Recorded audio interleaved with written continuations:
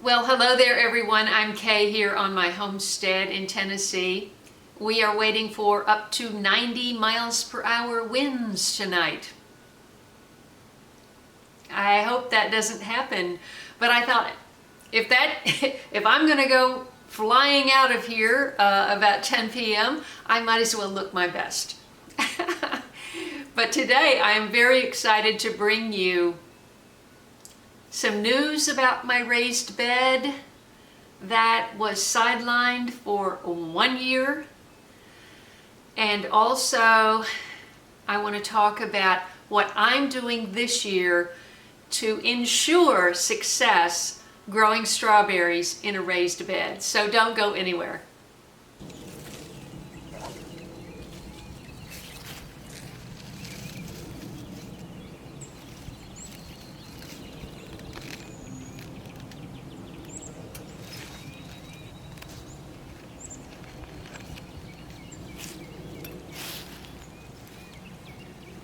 You know, in gardening, you try one thing, it doesn't work so well, you try something else. You know, you're always learning. That's the beauty of gardening. It's never complete, it's never perfect.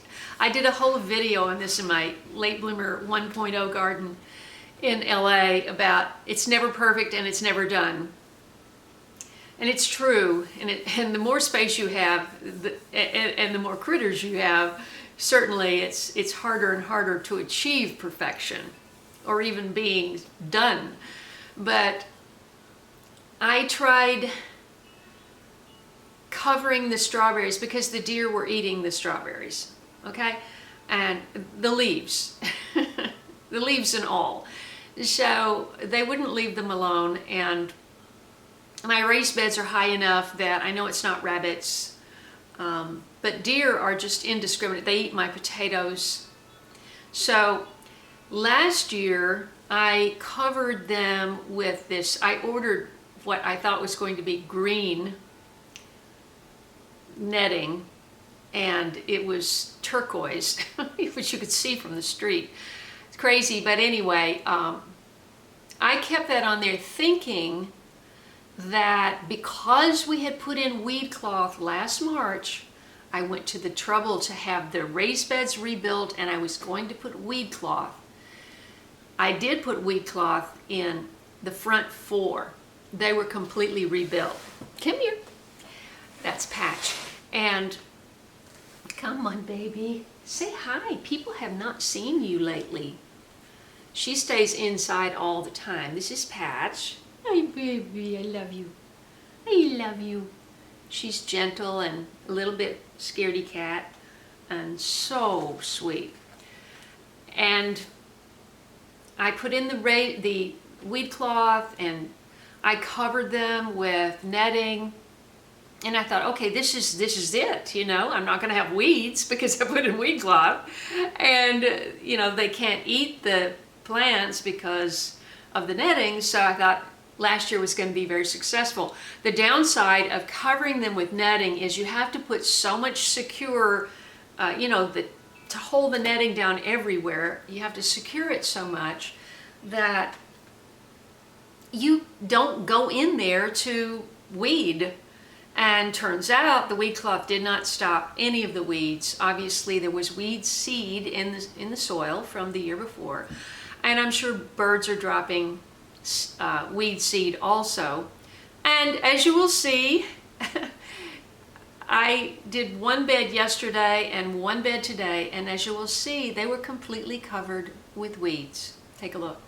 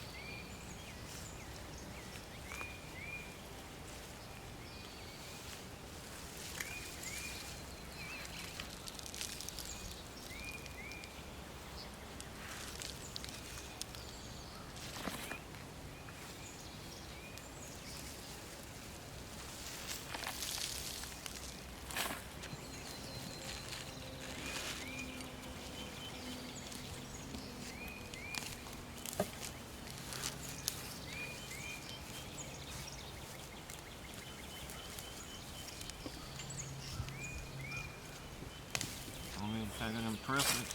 Huh?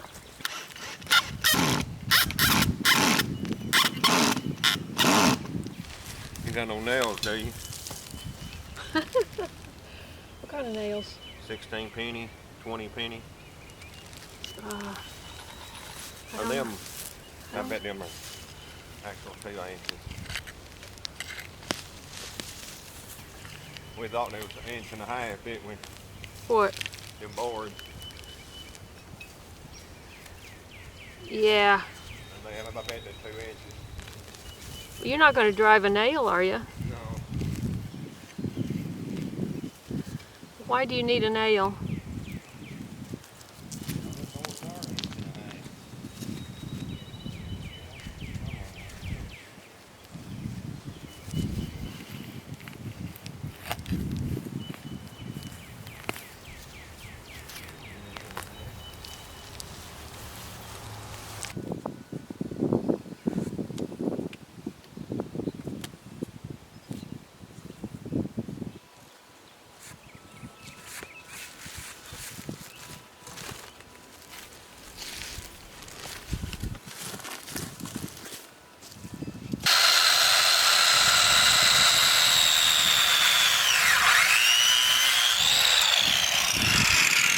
So I decided I couldn't stand the way it looked and to have that weed cloth draping over the edges of the raised beds. You go to the trouble to build nice looking raised beds and expense, and this weed cloth hanging over the edge is just very unattractive. And since it doesn't work, I wish it was all out of there. Fortunately, I did not put it on the big back 6x8s, but it's on all 4 of the 4x8s. So I decided to just take it all off and cut it off.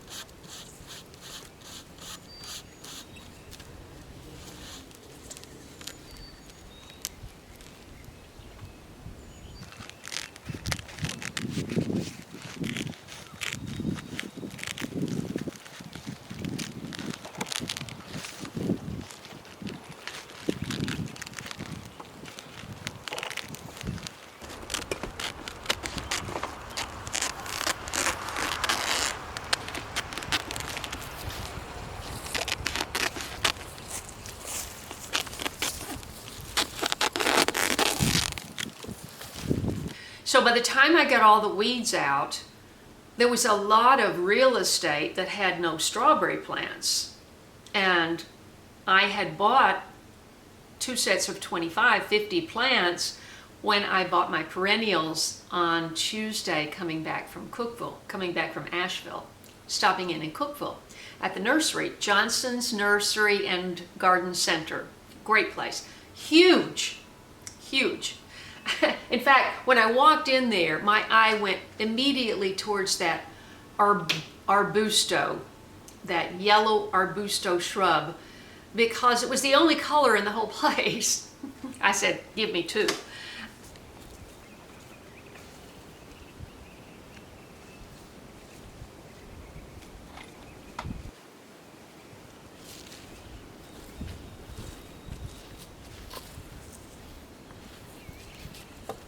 First of all, I had to add some soil, which we took from the raised bed that was being finished today. It got started yesterday.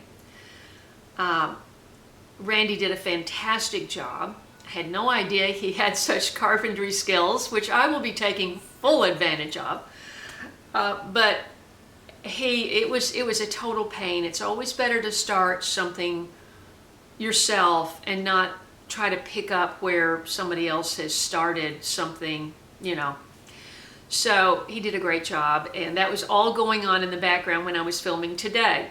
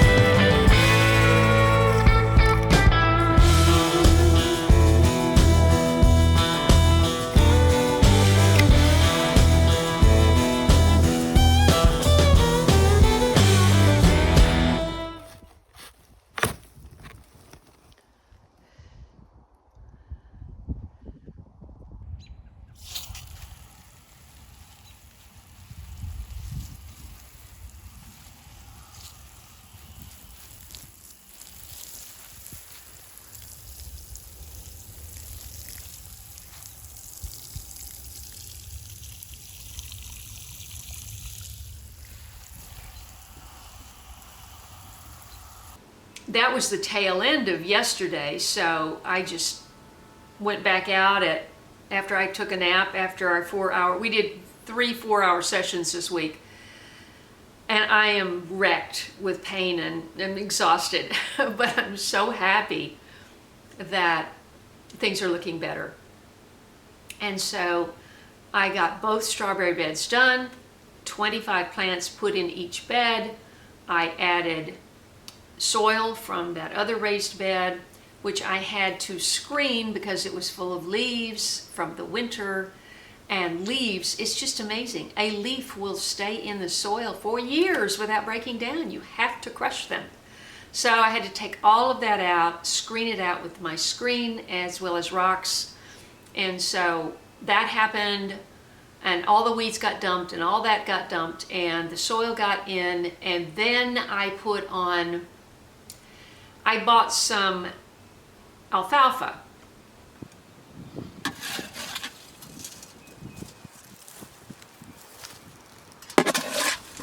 The 60s were quite something in our country. What?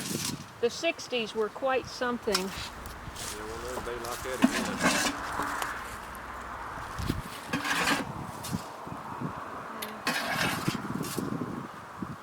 60 pounds or something. And so I thought, well, I'm going to put that with azomite. You should be already doing this, but if you haven't done it yet, clean up all the dead stuff around your strawberries and kind of fluff up the soil around it. You know, add water to your fertilizer and wake them up. You know, water them for about 3 seconds per plant and kind of wake them up to say, hey, it's time to get growing here, you know. So if you want to use organic, well, you know who I'm going to recommend, and that is Ivy Organic. So you can get a 10% off discount if you go to ivyorganics.com and you order 10% off your order with K10 as a discount code. So be sure and do that. The great thing, one of the great things about this product is it doesn't just have, you know how all fertilizers just have NPK, the 3 numbers? Well, it has the 3 numbers on here. This is 333. This is a slow release organic fertilizer, but it has all the macronutrients like calcium. This is a great product to try, and if you haven't already, and it's water soluble, so this container right here makes 120 gallons.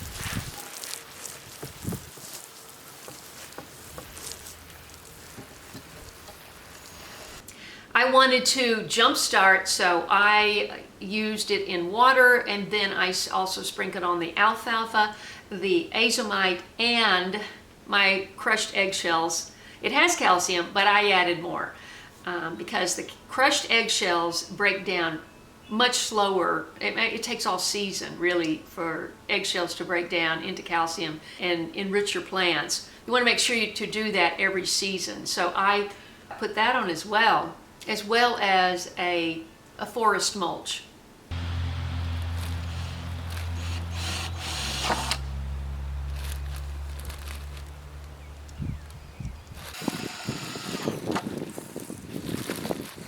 Well, first race bed. Topped it off with that, and then right now I just got some netting on it to get through tonight, and we'll see how things go. I also used, and this is, you know, for strictly organic gardeners, you're not going to do this, and you could use more diatomaceous earth. That's one option, but diatomaceous earth sprinkled on your plants to fight off pests has to be done after every rain. So if you're not really on top of that, they can still get in there. But I had such a slug and snail problem in my little California garden. I can't even tell you. I would go out at night and I would see these slick little tracks on the sidewalk because I had a garden, you know, my little garden area was 6 by 20 and 6 by 14 on either side of the driveway. And so that I claimed as part of my edible garden. And at night or in the morning, I would see these slick little tracks, you know, and I had so many slugs and snails. And I tried copper. That's an option too. But if you have a lot of space like I do here, you couldn't buy enough copper to surround everything that I have. So I use Sluggo Plus. And so it is OMRI certified for organic gardening. But if you're strictly organic, you're probably not going to want to use that. But I tell you, it made such a difference for me when I started using that in my raised beds in California. So that's just a little tip. You know, you go to all this trouble and expense to grow strawberries, and you go out there and it's just a little bit of it looks like a little mini ice cream scoop taken out of your perfect strawberry.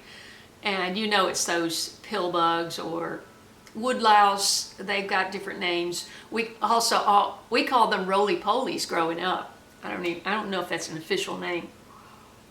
So that's what I'm doing in terms of my strawberries. And now that we're going to have a fence around the whole garden, I don't have to do this stuff anymore. The only reason I would do this is for shade cloth. You know, I mean, it was 81 today. It's March. What happened to spring? What happened to winter? So I am really looking forward to the cool season because, you know, I still have all of these, you know, I've got these peas. Also, I wanted to point out, if you were fortunate enough to order from Ivy Organic in February, they have a yearly, well, I can't lift that with one hand, but they have a yearly free fig cutting with every order. And so he always throws a couple of extra ones in. So I have a total of 5 that I just potted up last night. You can use a solo cup, we'll put some holes in the bottom. And this is a combination of peat moss, vermiculite, and perlite in here. And the bottom has been treated with a root hormone. And this one already has a green tip on it. And so I'm going to spritz these. Last year I put them enclosed in the plastic bags and it wasn't so successful. So I am going to just leave them sitting with the top open so they get air. And I can also spritz them every day. But the moisture that does go down will be reabsorbed by the roots. Hopefully I'll have roots. So I'll have 5 more. Let's see if I can pull this up. There are 3 varieties here. Woo! 3 varieties here that were sent to me. Phil's Figs on YouTube, as well as, well, we have several fig enthusiasts in our Ivy Organics group. So this is the place to go for figs, let me tell you. Screw in it, but I can't move it. I can put some screws in the side of it. I don't think you need to. Once we get dirt in there, it's not going anywhere. No, I can't move it. It's heavy. I can't believe you made that wood that's been laying there for 2 years look good. Look better. Better? It looks fantastic. Wow. I wish I had better wood, you know, but Well, I can always go buy some more and you can put another ring on top. whatever you want to do. What? Whatever you want to do. It's easy. The foundation was the hard part. Right. I have to order some more soil, garden soil from the nursery close to here, because when you do hugelkultur, which we did with these beds, there were rotten pieces of wood and logs at the base, at the bottom, because it's really a lot deeper on the far end, and I thought, well, let's just fill that up with logs so that I'm not having to put so much soil in the raised bed. Well, if you put logs in the raised bed, that garden soil is going to drop 6 inches, depending on the size of your bed, 6 inches in a year, and you're going to need more soil. So yes, if I had a huge compost operation, which I don't, I wouldn't have to buy so much, but I'm going to have to make another order and have that come next week. Anyway, I hope that's interesting. If you've subscribed to my channel already, that's fabulous. Welcome back. And if you're new here, I live on a little over 9 acres after being an urban gardener in LA for 8 years there, and now this is my 5th season here. I can't believe it. I still haven't gotten all my pictures on the wall because, you know, when there's an opportunity to garden, you'd much rather be out doing that than cleaning house, right? Organizing stuff. So that's what's going on. Hopefully tonight the winds will lessen and everything will be fine, and I will be back bringing you the progress of spring gardening here on the homestead. Thank you so much. Find ways to support the channel underneath the video, including Ivy Organics. And God bless you, and I'll see you in the next video.